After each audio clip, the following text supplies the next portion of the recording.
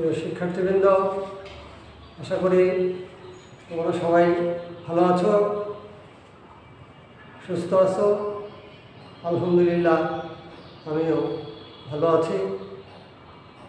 আজকের অনলাইন ক্লাসে ইকো কলেজের পক্ষ থেকে তোমাদের সবাইকে শুভেচ্ছা, স্বাগত।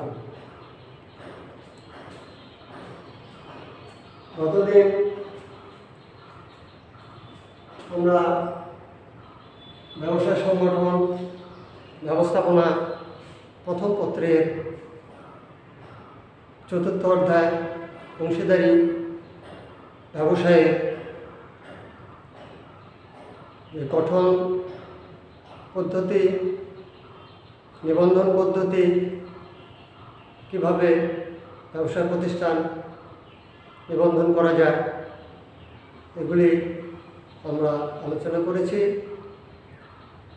আজকে আমরা অংশীদারি ব্যবসায়ে নিবন্ধন না করার পরিণাম বা অংশীদারি ব্যবসায় নিবন্ধন না করলে এর ফলাফল কী হয় বা নিবন্ধন না করার পরিণাম বা ফলাফল সম্পর্কে আমরা আলোচনা করব। তা আমি গতকাল তোমাদেরকে বলেছি যে অংশীদারি ব্যবসায়ের নিবন্ধন বাধ্যতামূলক নয়। অংশীদারি ব্যবসায় নিবন্ধন না করলেও চলে, তবে অংশীদারি ব্যবসায় নিবন্ধন করার ফলে অংশীদারগণ বা অংশীদারি প্রতিষ্ঠান কিছু সুবিধা ভোগ করে থাকে, যে সুবিধাগুলি অনিবন্ধিত অংশীদারি প্রতিষ্ঠান ভোগ করতে পারে না। তাই অংশীদারি ব্যবসায় নিবন্ধন করে নেওয়াটাই উত্তম বলে বিবেচিত হয়ে থাকে। তা আমরা আজকে অংশীদারি ব্যবসায় নিবন্ধন না করার বা নিবন্ধন না করলে যে পরিণাম বা ফলাফল অংশীদারি প্রতিষ্ঠানকে ভোগ করতে হয়, সেই বিষয়গুলি নিয়ে আমরা আলোচনা করব। এই অংশীদারি প্রতিষ্ঠানের এখানে আমি অংশীদারি ব্যবসায় নিবন্ধন না করার পরিণাম বা ফলাফল, এখানে প্রতিষ্ঠান বা অংশীদারগণের পক্ষ থেকে যেগুলি অসুবিধা ভোগ করে থাকে, তার মধ্যে এখানে দেখা যাচ্ছে যে চুক্তিজাত অধিকার আদায়ে বাধা। এই চুক্তিজাত অধিকার আদায়ে বাধা এখানে দুইভাবে হয়ে থাকে, যে অংশীদারদের অপর অংশীদারদের বিরুদ্ধে মামলা, তৃতীয় পক্ষের বিরুদ্ধে মামলা। এখানে অংশীদারি ব্যবসা প্রতিষ্ঠান যদি নিবন্ধন করা না হয়ে থাকে, তাহলে অংশীদারি ব্যবসায় প্রতিষ্ঠান বা অংশীদারগণ চুক্তিজাত অধিকার আদায়ের ক্ষেত্রে কিছু বাধা সম্মুখীন হয়। চুক্তিজাত অধিকার আদায় করতে পারে না, অর্থাৎ যদি অনিবন্ধিত অংশীদারি প্রতিষ্ঠান হয়, তাহলে অংশীদারি প্রতিষ্ঠানের চুক্তি হতে যে তাদের অধিকার পাওয়ার কথা, সে অধিকার থেকে তারা বঞ্চিত হয়ে থাকে। অর্থাৎ চুক্তিজাত অধিকার আদায়ে বাধা, এই চুক্তিজাত অধিকার আদায়ে বাধা দুইভাবে হয়ে থাকে। অপর অংশীদারদের বিরুদ্ধে মামলা, তৃতীয় পক্ষের বিরুদ্ধে মামলা। অর্থাৎ যে অংশীদারি ব্যবসায় প্রতিষ্ঠান যদি অনিবন্ধিত অংশীদারি প্রতিষ্ঠান হয় বা অংশীদারি প্রতিষ্ঠান যদি নিবন্ধন করা না হয়ে থাকে, তাহলে অপর অংশীদারের বিরুদ্ধে মামলা দায়ের করতে পারে না। কোনো ব্যবসায় প্রতিষ্ঠানের অংশীদার অপর অংশীদারের বিরুদ্ধে আদালতে মামলা দায়ের করতে পারে না। যেমন এখানে বলছেন যে অপর অংশীদারের বিরুদ্ধে মামলা, আদালতে অপর অংশীদারের বিরুদ্ধে মামলা দায়ের করে তাদের অধিকার আদায় করতে পারে না যদি অংশীদারি প্রতিষ্ঠানটি অনিবন্ধিত হয় বা কোনো অংশীদারকে যদি সেই প্রতিষ্ঠানে গ্রহণ করা হয়ে থাকে নতুন অংশীদার, সেই অংশীদারের যদি নাম নিবন্ধন বইতে উল্লেখ করা না থাকে বা লেখা না থাকে, তাহলে সেই অধিকার আদায় বা অপর অংশীদারের বিরুদ্ধে মামলা দায়ের করে তার অধিকার আদায় করতে পারে না। যেমন আমরা একটা উদাহরণের মাধ্যমে এই বিষয়টি বুঝতে পারি। যেমন কোনো একটি নিবন্ধিত অংশীদারি প্রতিষ্ঠান পরিচালনাকালে দেখা যায় বা কোনো নিবন্ধিত অংশীদারি ব্যবসায়ে যদি নতুন কোনো অংশীদারকে গ্রহণ করা হয়, যেমন ক নামক একটি অংশীদারি ব্যবসায় প্রতিষ্ঠান, তারা গকে পরবর্তীতে নতুন অংশীদার হিসাবে গ্রহণ করল, কিন্তু সেই অংশীদারের নাম যদি অর্থাৎ গয়ের নাম যদি নিবন্ধন বইতে উল্লেখ করা না থাকে বা চুক্তিপত্র বা নিবন্ধন বইতে যদি নতুন অংশীদারের নাম উল্লেখ করা না থাকে, তাহলে ওই নতুন অংশীদার পরবর্তীতে অপর অংশীদারের বিরুদ্ধে মামলা দায়ের করে তাদের অধিকার আদায় করতে পারবে না। যেমন এখানে গকে নতুন অংশীদার ক এবং খ, ক ও খ একটি নিবন্ধিত অংশীদারি প্রতিষ্ঠান, কিন্তু তারা একটি নতুন অংশীদার তাদের কারবারে গ্রহণ করবে। যেমন গকে নতুন অংশীদার হিসেবে কারবারে গ্রহণ করবে, কিন্তু গয়ের নাম নিবন্ধন বইতে বা চুক্তিপত্রে গয়ের নাম উল্লেখ করা নাই বা উল্লেখ করা ছিল না। পরবর্তীতে ক এবং খ গকে ব্যবসায় প্রতিষ্ঠান পরিচালনায় এবং তার অন্যান্য অধিকার অর্থাৎ ব্যবসায় প্রতিষ্ঠান পরিচালনা বা হিসাবপত্র দেখার অধিকার থেকে তাকে বঞ্চিত করা হবে। এই দুইজন তাকে বঞ্চিত করবে। এখন যেহেতু ক এবং খকে ব্যবসায় পরিচালনা থেকে তাকে বঞ্চিত করা হলো, যেহেতু গয়ের নাম নিবন্ধন বইতে উল্লেখ করা নাই বা চুক্তিপত্রে এখানে গয়ের নাম নতুন চুক্তিপত্রে উল্লেখ করা হয়নি বা নিবন্ধন বইতে উল্লেখ করা হয়নি, সেই জন্য গয়ের বিরুদ্ধে আদালতে মামলা দায়ের করতে পারবে না, যেহেতু তার নাম নিবন্ধন বইতে উল্লেখ করা নাই। এজন্য বলা হয়ে থাকে যে অপর অংশীদারদের বিরুদ্ধে মামলা, যদি অনিবন্ধিত প্রতিষ্ঠান বা অংশীদার যদি হয়ে থাকে, তাহলে অপর অংশীদারের বিরুদ্ধে আদালতে মামলা দায়ের করে তার অধিকার আদায় করতে পারবে না।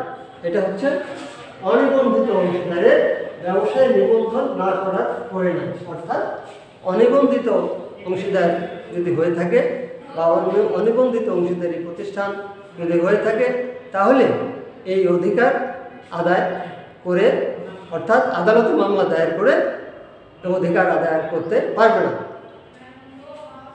এরপরে তৃতীয় পক্ষের বিরুদ্ধে মামলা। কোনো অংশীদার অপর অংশীদারের বিরুদ্ধে অর্থাৎ তৃতীয় পক্ষের বিরুদ্ধে কোনো অংশীদার তৃতীয় পক্ষের বিরুদ্ধে আদালতে মামলা দায়ের করে চুক্তিজাত অধিকার আদায় করতে পারে না যদি প্রতিষ্ঠানটি অনিবন্ধিত হয়। তো অনিবন্ধিত প্রতিষ্ঠান তৃতীয় পক্ষের বিরুদ্ধে মামলা দায়ের করে চুক্তিজাত অধিকার আদায় করতে পারবে না। অর্থাৎ অংশীদারি প্রতিষ্ঠানটি যদি অনিবন্ধিত হয়ে থাকে, তাহলে চুক্তিজাত অধিকার আদায়ের জন্য তৃতীয় পক্ষের বিরুদ্ধে আদালতে মামলা দায়ের করতে পারবে না। যেমন এটি একটি উদাহরণের মাধ্যমে এটি বোঝানো যায়। যেমন ক নামক একজন অংশীদার ক্ষয়ের সঙ্গে চুক্তিবদ্ধ হয় যে ক 6 মাস খকে পণ্যদ্রব্য ফরমাইশ অনুযায়ী সরবরাহ করবে, কিন্তু পরবর্তীতে দেখা গেল খ চুক্তি মোতাবেক পণ্যদ্রব্য 3 মাস সরবরাহ করার পর আর সরবরাহ করছে না। এখন ক যেহেতু অনিবন্ধিত প্রতিষ্ঠান, সেহেতু ক্ষয়ের বিরুদ্ধে পণ্য সরবরাহ না করার জন্য সে আদালতে মামলা দায়ের করে তার অধিকার আদায় করতে পারবে না, যেহেতু প্রতিষ্ঠানটি অনিবন্ধিত। এই জন্য বলা হয়ে থাকে যে তৃতীয় পক্ষের বিরুদ্ধে মামলা। অর্থাৎ যদি ক্রয়ের সঙ্গে ক্ষয়ের পণ্য সরবরাহ, অর্থাৎ 6 মাস পর্যন্ত সে পণ্য সরবরাহ করবে, 3 মাস পণ্য সরবরাহ করার পর যদি কোনো পক্ষ বা চুক্তিবদ্ধ পক্ষ পণ্য সরবরাহ আর না করে 3 মাস সরবরাহ করার পর বন্ধ করে দেয়, তাহলে ক্ষয়ের বিরুদ্ধে, অর্থাৎ এখানে বলছে যে তৃতীয় পক্ষের বিরুদ্ধে মামলা দায়ের করে তার অধিকার আদায় করতে পারবে না, যেহেতু প্রতিষ্ঠানটি অনিবন্ধিত। তাহলে এখানে আমরা বুঝতে পারলাম যে প্রতিষ্ঠান যদি অনিবন্ধিত হয় তাহলে চুক্তিজাত অধিকার আদায়ের ক্ষেত্রে অপর অংশীদারের বিরুদ্ধে আদালতে মামলা দায়ের করতে পারবে না, তৃতীয় পক্ষের বিরুদ্ধে আদালতে মামলা দায়ের করতে পারবে। এরপরে পাল্টা পাওনা দাবিতে বাধা।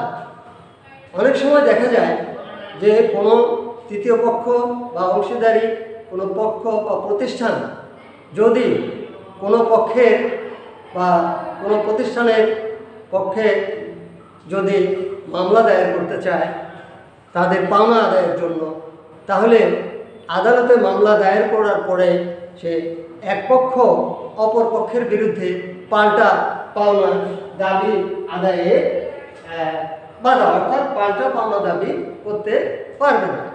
বড় বড় এখানে ক নামক একটি ব্যবসায় প্রতিষ্ঠান বা তৃতীয় পক্ষ অন্য একটি পক্ষের কাছে কিছু পাওনা তাদের রয়েছে, যেমন ধরো 50,000 টাকা পাওনা রয়েছে, দীর্ঘদিন যাবত সে টাকাটা পাওনা তাদের আদায় হচ্ছে না। এই পাওনা দাবির ক্ষেত্রে সেই পক্ষ অন্য পক্ষের অন্য অংশীদারদের বিরুদ্ধে আদালতে মামলা দায়ের করবে। আদালতে মামলা দায়ের করে পাওনা আদায়ের জন্য তারা তাদের এই পাওনা আদায়ের জন্য আদালতে মামলা দায়ের করলো, কিন্তু যে পক্ষের যে প্রতিষ্ঠানের বিরুদ্ধে আদালতে মামলা দায়ের করলো সেই প্রতিষ্ঠানটি অনিবন্ধিত প্রতিষ্ঠান, সে আবার পাল্টা পাওনা দাবি, অর্থাৎ ইতিপূর্বে তাদের সঙ্গে যে লেনদেন হয়েছিল সেই লেনদেনে তারা বলল যে তাদের কাছে তারা 20,000 টাকা পাওনা রয়েছে। এই 20,000 টাকা পাওনা অ্যাডজাস্ট করে, অর্থাৎ তারা আবার মামলা দায়ের করলো যে তাদের যে আগের পাওনা, যে পক্ষ মামলা দায়ের করেছে পাওনা আদায়ের জন্য, সেই পক্ষের বিরুদ্ধে আবার তারা মামলা করলো যে তারা আবার 20,000 টাকা পাবে। এই ক্ষেত্রে তখন 20,000 টাকা অ্যাডজাস্ট করে 30,000 টাকা প্রদানের জন্য, অর্থাৎ তারা বললো যে আমরা যেহেতু তাদের কাছে 20,000 টাকা পাই, এই 30,000 টাকা আমরা তাদেরকে দিব, 20,000 টাকা বাদ দিই। তা আদালত এখানে রায় দিয়েছে যে যেহেতু প্রতিষ্ঠানটি অনিবন্ধিত, সেহেতু 50,000 টাকা পাওনা আদায়ের জন্য যারা মামলা করেছে তাদেরকে 50,000 টাকা পাওনা মিটিয়ে দেওয়ার জন্য আদালত রায় দেবে। তাহলে যদি প্রতিষ্ঠানটি নিবন্ধিত হতো তাহলে তারা এই সুযোগটি পেত, যেহেতু প্রতিষ্ঠানটি অনিবন্ধিত কাজেই তারা পাল্টা পাওনা আদায়ের জন্য তারা দাবি করতে পারবে না বা আদালতে মামলা দায়ের করতে পারবে না। তারপরে পাওনা আদায়ে বাধা। অনেক সময় দেখা যায় যে 100 টাকার অতিরিক্ত পাওনা যদি কোনো পক্ষ কোনো তৃতীয় পক্ষের কাছে যদি পাওনা থেকে থাকে তাহলে তারা সেই পাওনা আদায়ের জন্য 100 টাকার অতিরিক্ত যদি হয় তাহলে পাওনা আদায়ের জন্য তারা আদালতে মামলা দায়ের করতে পারবে না। এগুলি হচ্ছে অংশীদারি ব্যবসায় অর্থাৎ অনিবন্ধিত অংশীদারি ব্যবসায় প্রতিষ্ঠানের অসুবিধা। তাহলে এটা একটি যেমন পাওনা আদায়ের অসুবিধা। এক পক্ষ কোনো অংশীদারি পক্ষ আর এক তৃতীয় পক্ষের নিকট দেখা গেল যে 1 লক্ষ টাকা তাদের পাওনা দীর্ঘদিন যাবত তারা পরিশোধ করছে না। 1 লক্ষ টাকা পাওনা আদায়ের জন্য তারা যদি আদালতে মামলা দায়ের করে, তাহলে যেহেতু প্রতিষ্ঠানটি অনিবন্ধিত সেহেতু 100 টাকার অতিরিক্ত পাওনা আদায়ের জন্য তারা আদালতে মামলা দায়ের করে পাওনা পরিশোধের রায় তারা পাবে না, যেহেতু প্রতিষ্ঠানটি অনিবন্ধিত। যদি নিবন্ধিত প্রতিষ্ঠান হতো তাহলে তারা আদালতে মামলা দায়ের করে 1 লক্ষ টাকা পাওনা আদায়ের জন্য আদালতে মামলা দায়ের করতে পারত। এই জন্য যেহেতু প্রতিষ্ঠানটি অনিবন্ধিত সেহেতু তারা 100 টাকার অধিক পাওনা আদায়ের জন্য আদালতে মামলা দায়ের করতে পারবে না। এই হচ্ছে অংশীদারি ব্যবসায়ে যদি নিবন্ধন করা না হয়, আর নিবন্ধন করা না থাকলে অংশীদারি ব্যবসায় প্রতিষ্ঠানটি নিম্নলিখিত এই অসুবিধাগুলি সম্মুখীন হয়ে থাকে। এই জন্য অংশীদারি প্রতিষ্ঠান এইসব সুবিধা ভোগের জন্য অংশীদারি প্রতিষ্ঠান অনেক সময় নিবন্ধন করে নেওয়াটাই উত্তম বলে বিবেচিত। এরপরে অংশীদাররা অনিবন্ধিত অংশীদারি প্রতিষ্ঠানের ক্ষেত্রে কিছু সুবিধাও ভোগ করে থাকে। যেমন কারবার বিলোপ সাধন যদি হয়ে থাকে, বিলোপ সাধনের জন্য তারা বা তাদের দাবি আদায়ের জন্য, হিসাব পাওনার জন্য, পাওনা আদায়ের জন্য তারা আদালতে মামলা দায়ের করতে পারবে। এবং তাদের দ্বিতীয়ত তারা কোনো অংশীদারি ব্যবসায় প্রতিষ্ঠান বিলোপ সাধনের পর তাদের যে অংশ সে অংশ আদায়ের জন্য তারা আদালতে মামলা দায়ের করতে পারবে। তারপরে অংশীদারি ব্যবসায় প্রতিষ্ঠান বিলোপ সাধনের পর তাদের সম্পত্তি আদায়ের জন্য, সম্পত্তির হিসাব নিকাশ বা সম্পত্তি পাওয়ার জন্য তারা আদালতে মামলা দায়ের করতে পারবে। এগুলি অনিবন্ধিত প্রতিষ্ঠানের কিছু সুবিধা আছে, তারা এই সুবিধাগুলি ভোগ করতে পারে অনিবন্ধিত প্রতিষ্ঠান। তাহলে আমরা এখানে দেখছি যে অংশীদারি ব্যবসায় নিবন্ধন না করলে এই ফলাফলগুলি তারা ভোগ করে থাকে, অর্থাৎ এই সুবিধাগুলি তারা আদায় করতে পারে না। চুক্তিগত অধিকার আদায় বাধা, অপর অংশীদারের বিরুদ্ধে আদালতে মামলা দায়ের করতে পারবে না। চুক্তিগত অধিকার আদায়ের ক্ষেত্রে তৃতীয় পক্ষের বিরুদ্ধে মামলা দায়ের করে তাদের অধিকার আদায় করতে পারবে না। পাল্টা পাওনা দাবিতে বাধা, পাওনা আদায়ে বাধা, অর্থাৎ 100 টাকার অধিক পাওনার জন্য তারা আদালতে মামলা দায়ের করে তাদের অধিকার আদায় করতে পারবে না, বা 100 টাকার অধিক যদি হয়ে থাকে পাওনা, তাহলে সে পাওনা আদায় করতে পারবে না মামলা দায়ের করে। এই হচ্ছে অংশীদারি ব্যবসায়ের যদি কোনো প্রতিষ্ঠান নিবন্ধিত না হয়ে থাকে তাহলে এই সমস্ত অসুবিধার সম্মুখীন হয়ে থাকে। তাহলে আশা করি অংশীদারি ব্যবসায় প্রতিষ্ঠান নিবন্ধন না করার পরিণাম বা ফলাফল সম্পর্কে তোমরা বুঝতে পেরেছ। তো তোমাদের সবাইকে অসংখ্য ধন্যবাদ। তোমরা ভালো থাকো, সুস্থ থাকো।